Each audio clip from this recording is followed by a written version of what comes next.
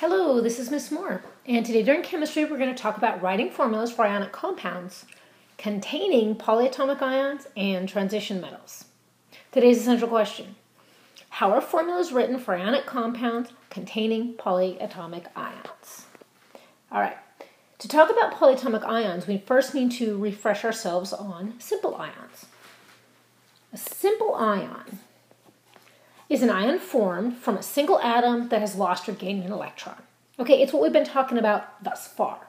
All right, where, for example, sodium loses one electron to be isoelectronic with neon, or chlorine gains an electron. Okay. A polyatomic ion, on the other hand, is an electrically charged, meaning it has a positive or negative charge, an electrically charged group of two or more chemically bonded atoms that function as a single ion. Okay, so polyatomic ions don't look exactly like a simple ion because it's two or more atoms put together. But as a group, they have a positive, like a 1 plus, a 1 minus, 2 plus, 2 minus, and they act just like the simple ion that we've been talking about all along. Okay. Atoms in a polyatomic ion are what we call covalently bonded. Okay, we'll talk more about what a covalent bond is next week, but for now, know that atoms in a polyatomic ion are covalently bonded. But once they're covalently bonded, it becomes a polyatomic ion, and that ion forms ionic bonds with other ions in the same way that simple ions do. Okay, so as far as writing formulas, it looks a little different, but you do it exactly the same way. Okay, some examples of polyatomic ions are what we call the hydroxide ion, right here. That's an oxygen and a hydrogen hooked together. And once they're hooked together, they end up with a 1 minus charge. We also have the ammonium ion, which is 1 nitrogen, 4 hydrogens hooked together. And for them to be hooked together, we need to end up with a 1 plus charge.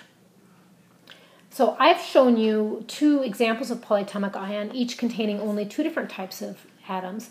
Truthfully, many of the polyatomic ions consist of several different elements.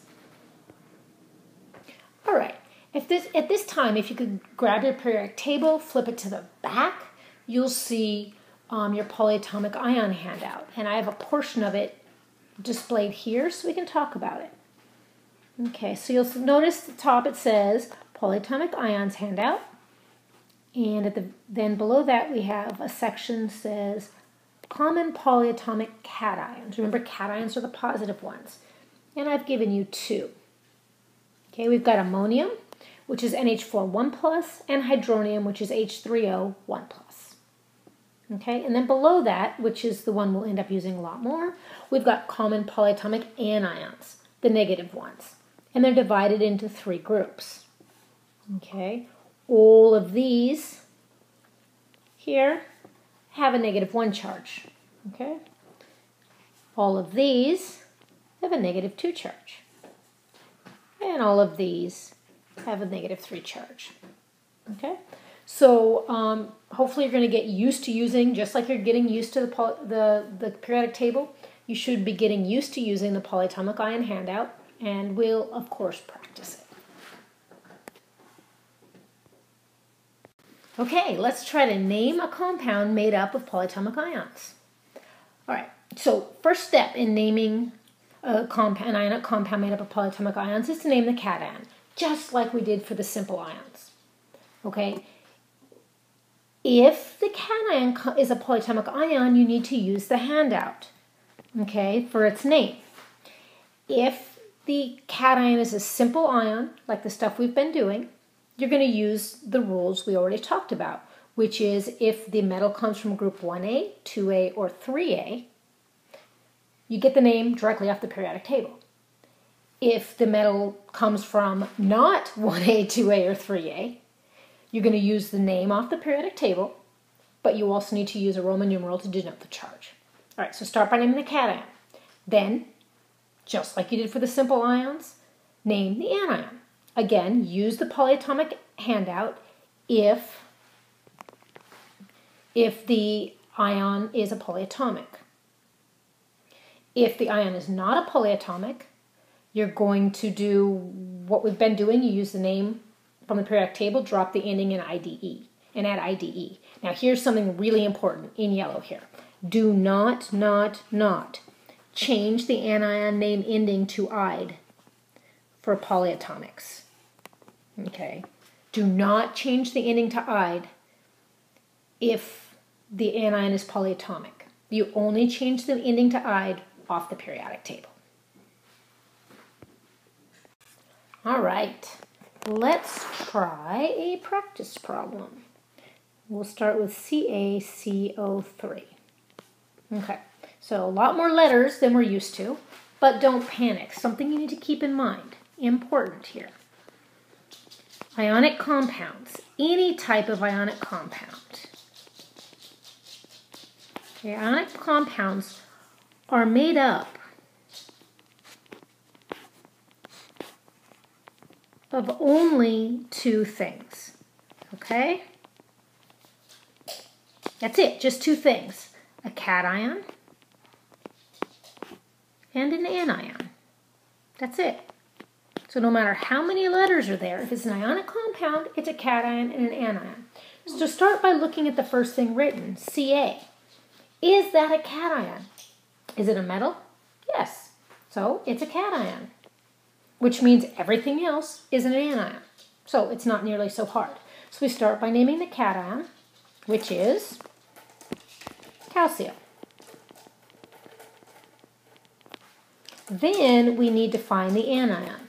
Well, capital C, capital O, and a 3, that is definitely not off the periodic table.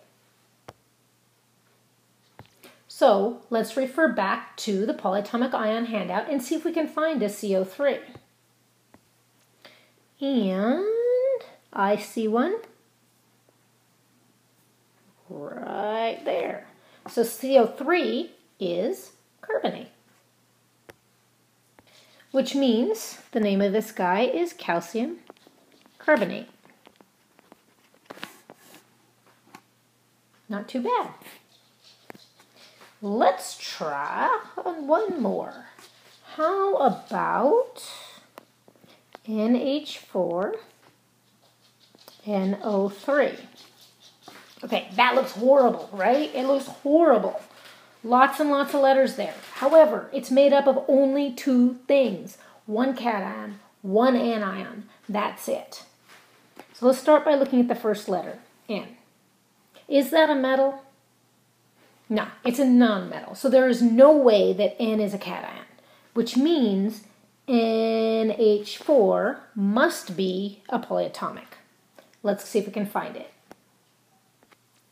And I see it right at the top here. Ammonium. So NH4 is ammonium. And remember, this is only made up of two things. So if NH4 is the cation, that means the NO3 must be the anion. So let's see if we can find that. And, oh darn, it's not on my list. You guys try to find it on yours and let me know what it is.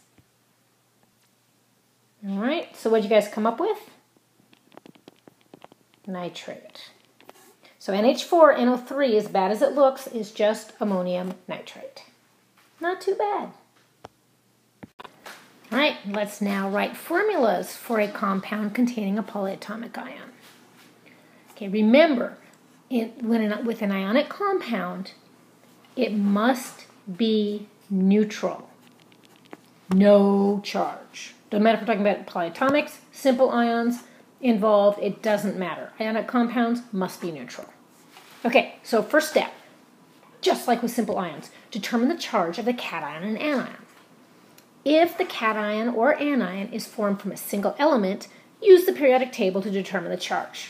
Right? Try to make it have the electron configuration of a noble gas by adding or losing electrons. If the cation or anion is a polyatomic ion, use the polyatomic ion table. All right, so if we had, let's see, what should we do here? How about magnesium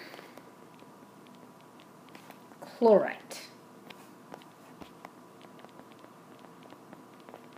Okay, magnesium chlorite. So, start with the metal, magnesium. Is magnesium off the periodic table? Yeah.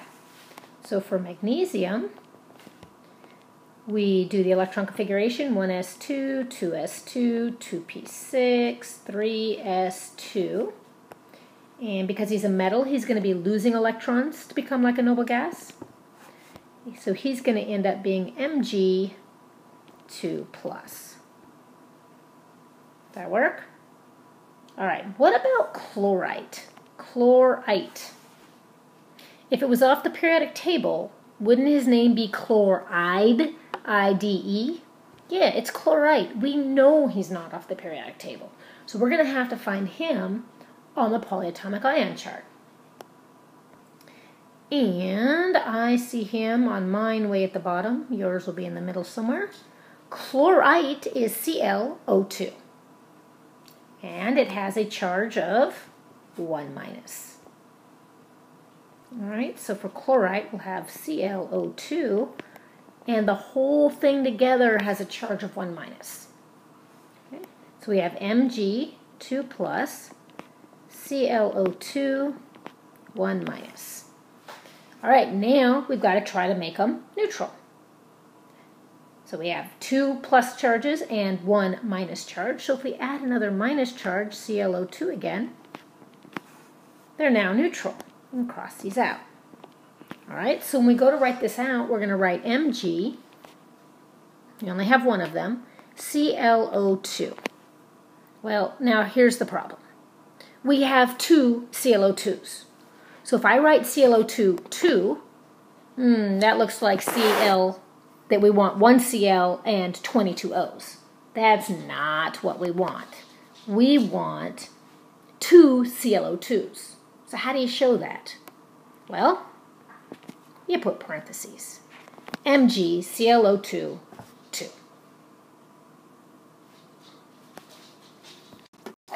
All right.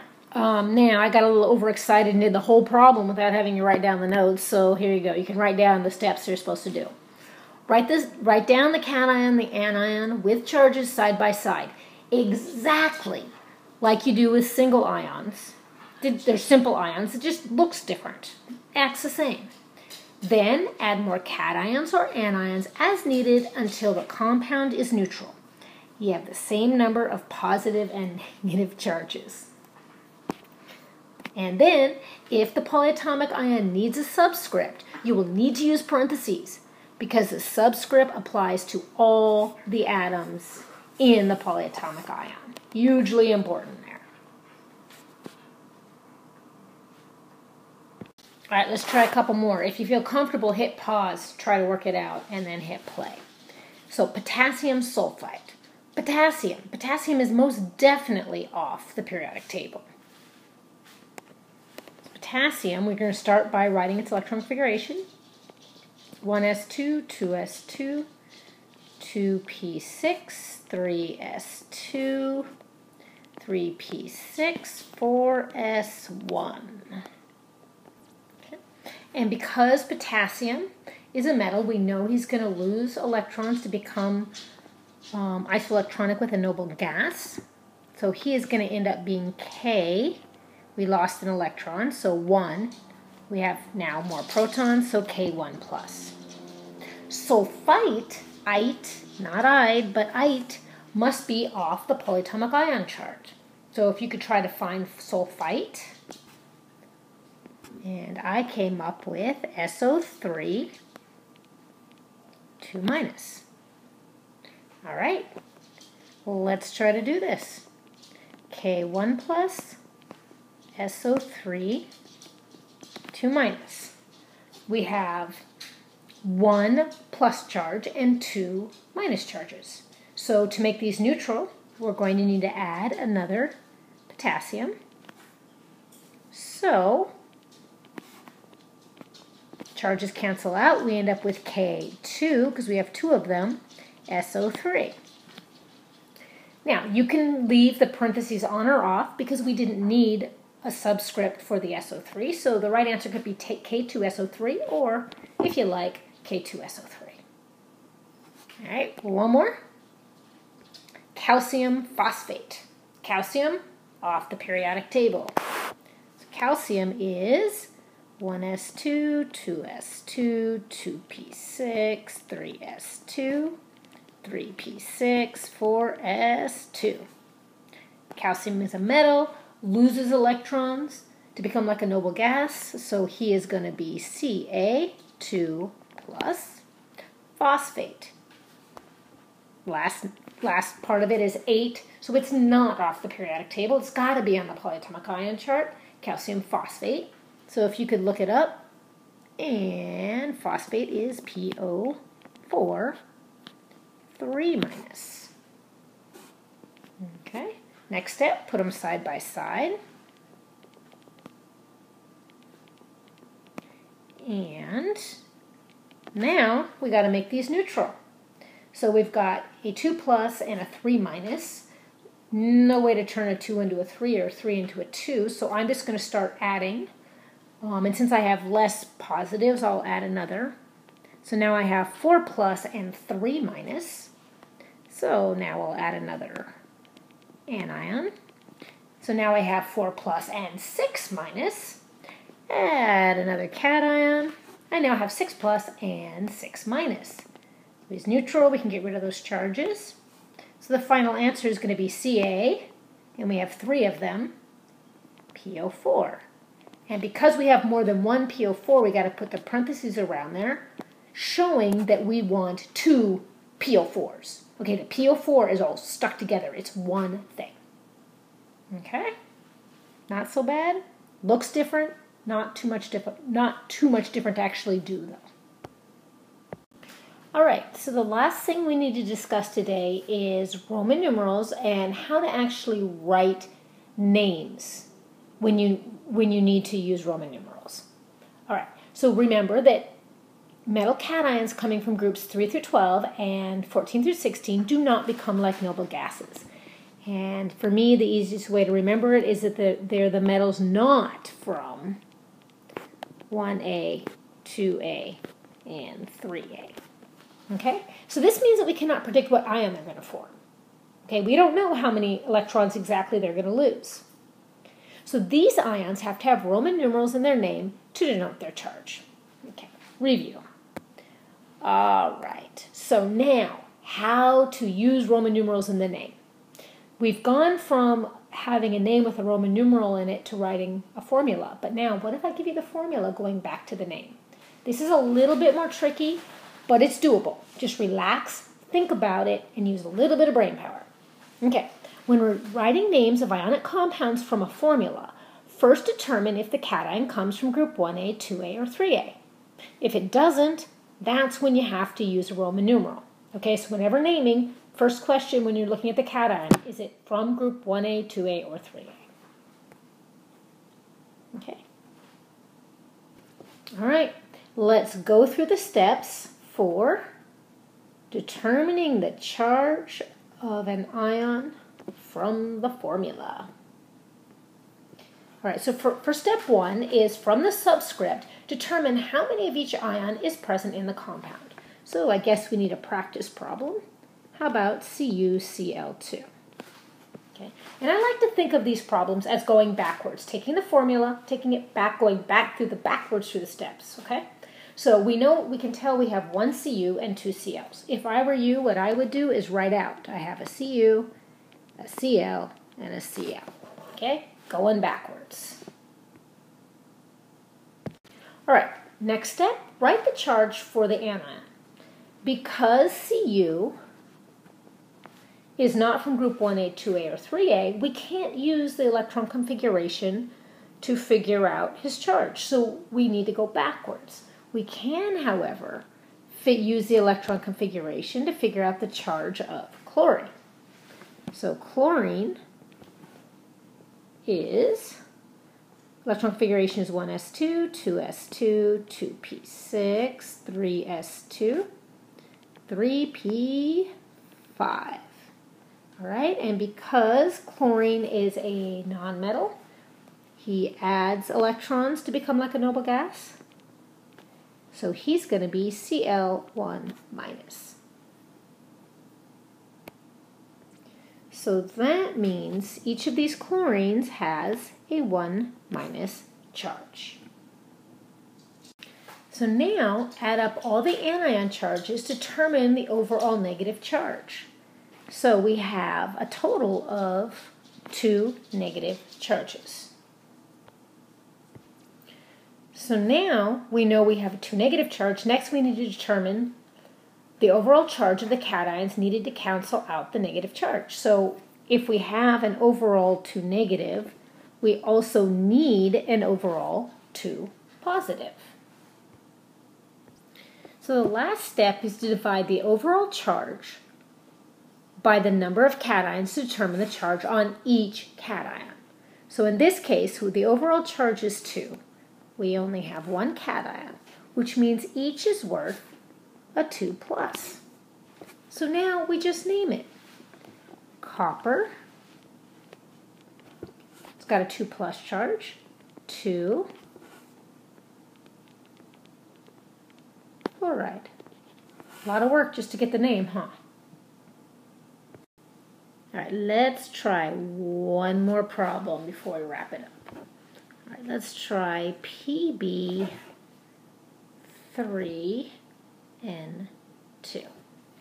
All right, so first let's list out everything we have. We have 3 PBs and 2 Ns. Okay. Next, we need to figure out the charge on the nitrogens. Nitrogen is 1s2, 2s2, 2p3. To become like a noble gas, we need to add 3 more. So that'll give us a charge of N3 minus. Okay, 3 minus, 3 minus. So now, what is our overall minus charge? We have 6 minus. So what's our overall plus charge? It has to be 6 plus. We have 3 leads. They each have to share that 6 charge, right? So 6 divided by 3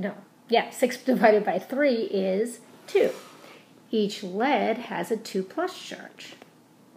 Okay, so the Roman numeral is the 2. It's the charge on each individual lead. So the final answer is lead 2 nitride. Okay, not too bad. I hope it's weird, but if you stay calm and just work through it, it's not that big of a deal. All right, I know this was a long one. Good job getting all the way to the end. See you tomorrow.